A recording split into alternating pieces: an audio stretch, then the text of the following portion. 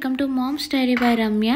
ఈ రోజు వీడియోలోని ఇంకో 5 డేస్ కి సరిపడా టిఫిన్ బాక్స్ రెసిపీస్ ని షేర్ చేస్తున్నాను. అన్ని రెసిపీస్ ని ఇంట్లో ఉండే వాటితోనే చాలా ఈజీగా చేసుకోవచ్చు. ఇంకా పిల్లలు కూడా ఇష్టంగా తింటారు. వీటిని టిఫిన్ బాక్స్ లోనే కాకుండా మనం స్నాక్స్ గా కూడా ఇయ్యొచ్చు. వీక్ లో ఫస్ట్ డే చాలా సింపుల్ రెసిపీని సెలెక్ట్ చేసుకుంటాను. ఇక్కడ ఫస్ట్ గోధుమ పిండిని అయితే కలిపేసి పక్కన పెట్టేసుకుంటున్నాను. గోధుమ పిండి నానేలోపు వెజిటబుల్స్ ని కూడా చాప్ చేసేసుకుందాము.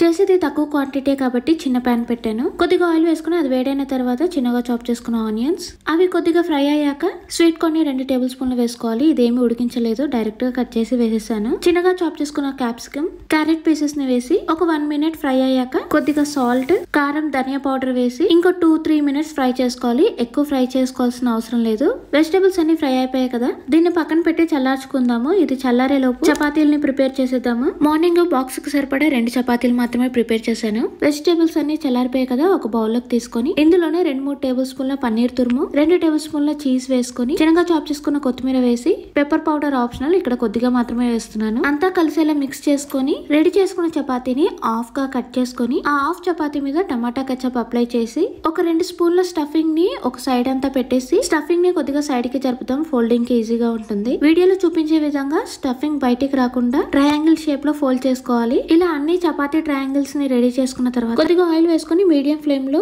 ట్రయాంగిల్ రోటీస్ ని 2 వైపులా ఫ్రై చేసుకోవాలి.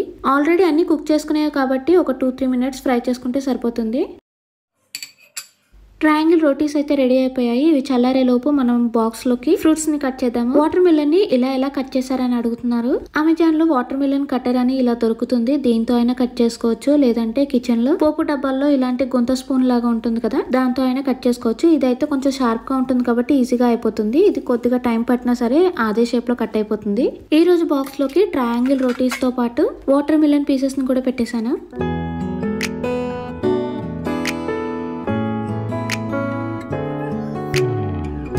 ఈ బాక్స్ ఒకదానికి ఒకటి మిక్స్ అవ్వదా, అలా వాటర్ మిలన్ పెట్టారని అడుగుతున్నారు. ఈ రబ్బర్ 2 కంపార్ట్మెంట్ లో ఉన్న ఫుడ్ ఒకదానికి ఒకటి మిక్స్ అవ్వకుండా లాక్ చేసి ఉంటుంది. ఈవెన్ మనము వాటర్ వేసినా సరే ఒక కంపార్ట్మెంట్ నుండి ఇంకో కంపార్ట్మెంట్ కి రాదు. ఫస్ట్ డే బాక్స్ అయితే రెడీ అయిపోయింది.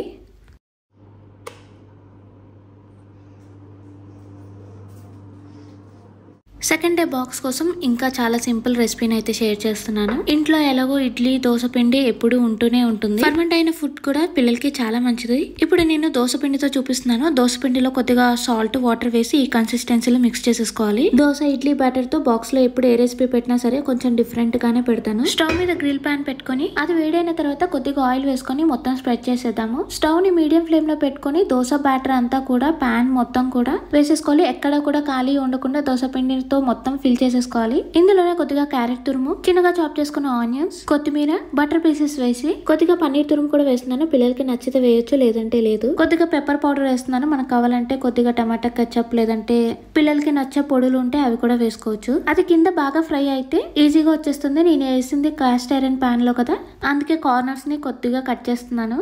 స్లోగా తీసుకుంటే మనకి ఈజీగా వచ్చేస్తుంది. అంతే, గ్రిల్ బటర్ పన్నీర్ దోశ అయితే రెడీ అయిపోయింది. దీన్ని ఒక సైడ్ నుండి దగ్గరికి ఫోల్డ్ చేసేసుకుందాము. అప్పుడు దాని కట్స్ అనేవి సరిగా కనపడతాయి. దీన్ని హాఫ్ గా కట్ చేసుకుని బాక్స్ లో పెట్టేద్దాము. దాని మీద లైన్స్ చూసారా ఎంత బాగా కనిపిస్తున్నాయో. మనకు కావాలంటే ఆలు స్టఫింగ్ కూడా మధ్యలో పెట్టుకోవచ్చు. ఇవి చల్లారే లోపు కీరాని కట్ చేసేద్దాము. దోశ, ఇడ్లీ వేసినప్పుడు కొద్దిగా టైం ఉంటుంది కదా, అప్పుడు ఫ్రూట్స్ ని కొంచెం డిఫరెంట్ గా కట్ చేయడానికి ట్రై చేస్తాను. కీరాది స్కిన్ తీసేసి ఫోర్క్ తో ఒకసారి వీడియోలో చూపించే విధంగా అలా కట్ చేసినప్పుడు మనకి ఫ్లవర్ షేప్ లో వస్తూ ఉంటాయి. ఈ రోజు బాక్స్ లోకి కీరా పీసెస్ తో పాటు గ్రిల్ బటర్ పన్నీర్ దోశ కూడా పెట్టేశాను. మనకు కావాలంటే చట్నీ పెట్టొచ్చు, నేనైతే ఏం పెట్టట్లేదు. సెకండ్ డే బాక్స్ రెడీ అయిపోయింది.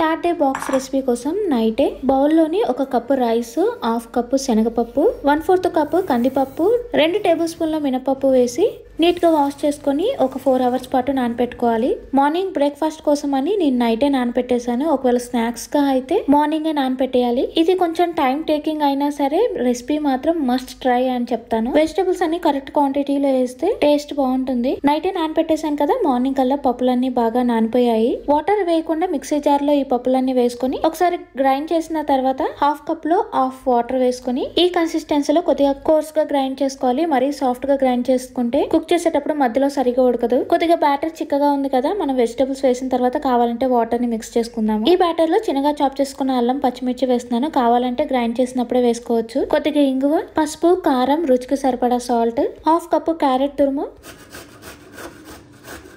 ఆనపకాయ ఎక్కువగా ఇష్టం లేదంటే అది కొంచెం, ఇంకా పొటాటో తురుము కూడా కొంచెం వేసుకోవచ్చు. 3/4 కప్పు ఆనపకాయ తురుము వేసుకోవాలి. ఇంట్లో స్వీట్ కార్న్ ఉంది, అందుకని అది కూడా బాయిల్ చేసుకొని హాఫ్ కప్ వేసేసాను. నిమ్మరసం వేసుకొని ఒకసారి మిక్స్ చేసుకున్న తర్వాత ఆనియన్స్, కొత్తిమీర మొత్తం కలిసేలా మిక్స్ చేసేసుకోవాలి. బ్యాటర్ కొద్దిగా చిక్కగా ఉంది కదా, అందుకే కొద్దిగా వాటర్ వేసి మిక్స్ చేసుకోవాలి. మనకి కావాలి అంటే ఇందులో పెరుగు కూడా వేసుకొని మిక్స్ చేసుకోవచ్చు. గ్రైండ్ చేసినప్పటి నుండి ఇప్పటి వరకు నేను హాఫ్ కప్ వాటర్ మాత్రమే యూజ్ చేశాను. కొద్దిగా బేకింగ్ సోడా కానీ ఈనో కానీ వేసుకొని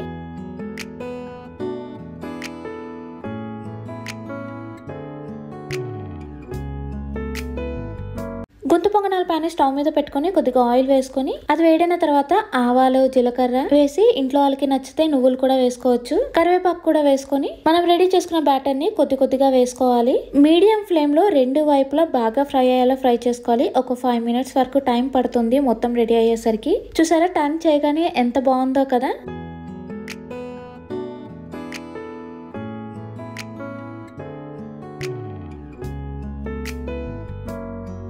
రెండు వైపులా ఫ్రై అయిపోయాయి కదా, వీటిని ప్లేట్లోకి తీసేసుకుందాము.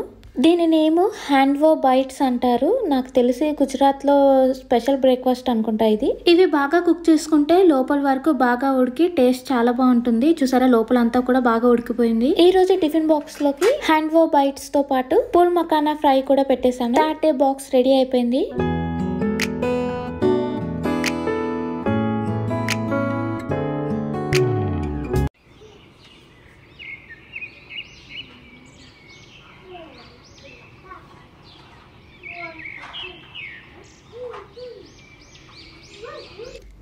ఫోర్త్ డే బాక్స్ రెసిపీ కూడా చాలా సింపుల్ గానే ఉంటుంది. చపాతీ పిండితో చేసుకునేది. ఫస్ట్ అయితే బౌల్ అని కొద్దిగా గోధుమ పిండిని వేసుకొని పిండిని మిక్స్ చేసేసుకుందాము. ఇది నానే లోపు కొన్ని వెజిటబుల్స్ ని చాప్ చేసేసుకుందాము.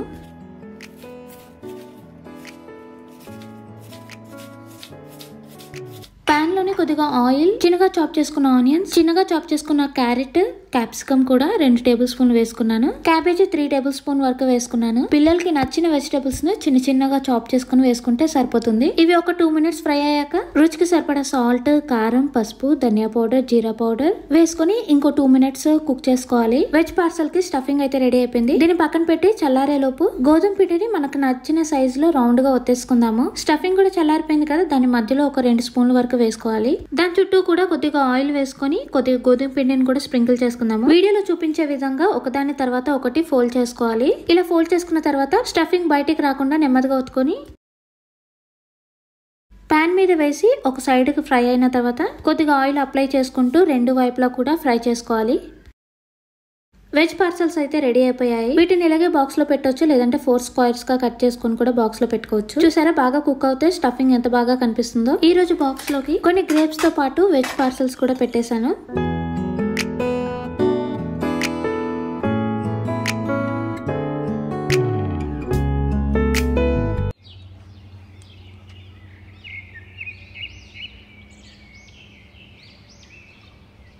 ఫిఫ్త్ డే తర్వాత మనకి ఇంకా వీకెండ్ కాబట్టి చాలా సింపుల్ రెసిపీని చేసేస్తాను. హాఫ్ కప్ చోలీస్ ని నైటే నానపెట్టేశాను. వీటిని నీట్ గా వాష్ చేసుకుని కుక్కర్ లో వేసుకొని వీటితో పాటు మీడియం సైజ్ పొటాటోని కూడా ఉడికించేసుకుంటాను. రెండు ఒకేసారి ఉడికిపోతాయి. అవి మునిగేంత వరకు వాటర్ వేసుకుని మీడియం ఫ్లేమ్ లో 3-4 విజిల్స్ వేయించుకుంటే సరిపోతుంది. బౌల్లోని ఉడికించిన శనగలు ఒక హాఫ్ కప్ వేసుకోవాలి. ఇవి ఉడికిన తర్వాత హాఫ్ కప్ వేసుకుంటున్నాను ఇందులో. ఇలా సాఫ్ట్ గా అయ్యేంత వరకు ఉడికించుకోవాలి. ఇందాక ఉడికించుకున్న పొటాటోని కూడా స్కిన్ తీసేసి అది కూడా వేసేసాను. రెండింటిని ఫోర్క్ తో మెత్తగా మ్యాష్ చేసేసుకోవాలి. ఇలా మెత్తగా మ్యాష్ చేసిన తర్వాత ఆనియన్స్, క్యాప్సికమ్, క్యారెట్ తురుము, కొత్తిమీర, రుచికి సరిపడా సాల్ట్, కారం, పసుపు, కొద్దిగా జీరా పౌడర్, చాట్ మసాలా, నిమ్మరసం వేసుకొని మొత్తం కలిసేలా ఒకసారి మిక్స్ చేసుకుని బ్రెడ్ సైజ్ కి సరిపడా రౌండ్ గా టికిల్ లాగా చేసుకోవాలి. పాన్ లోని కొద్దిగా బటర్ వేసుకొని అది మెల్ట్ అయిన తర్వాత బ్రెడ్ తో పాటు వెజిటబుల్ టిక్కీని కూడా ఫ్రై చేసేసుకుందాము. రెండు వైపులా లైట్ బ్రౌన్ కలర్ వచ్చేంతకు మీడియం ఫ్లేమ్ లో పెట్టుకొని కుక్ చేసుకోవాలి. ఇవి ఫ్రై అయిన తర్వాత ఒక ప్లేట్ లోకి ఒక బ్రెడ్ స్లైస్ మీద వెజిటబుల్ చోలే టిక్కీ, దాని మీద చీజ్ స్లైస్, ఇంకో బ్రెడ్ పీస్ ని కూడా పెట్టేస్తున్నాను. ఆ వేడికి చీజ్ మెల్ట్ అవుతుంది. చపాతీ మధ్యలో పెట్టి రోల్ చేసి కూడా ఇవ్వచ్చు. బాక్స్ లో బ్రెడ్ పెట్టడం ఇష్టం లేకపోతే ఈ రోజు బాక్స్ లోకి డేట్స్ తో పాటు చోలే వెజిటబుల్ శాండ్విచ్ కూడా పెట్టేశాను. ఈ వీడియోని అయితే ఇక్కడతోనే ఎండ్ చేస్తున్నాను. మీకు ఈ వీడియో నచ్చినట్టయితే తప్పకుండా లైక్ చేయండి. మీ ఫ్రెండ్స్ అండ్ ఫ్యామిలీ మెంబర్స్ కి షేర్ చేయండి. మరిన్ని వీడియోస్ కోసం మన ఛానల్ ని సబ్స్క్రైబ్ చేసుకోండి. Thank you for watching. Bye bye.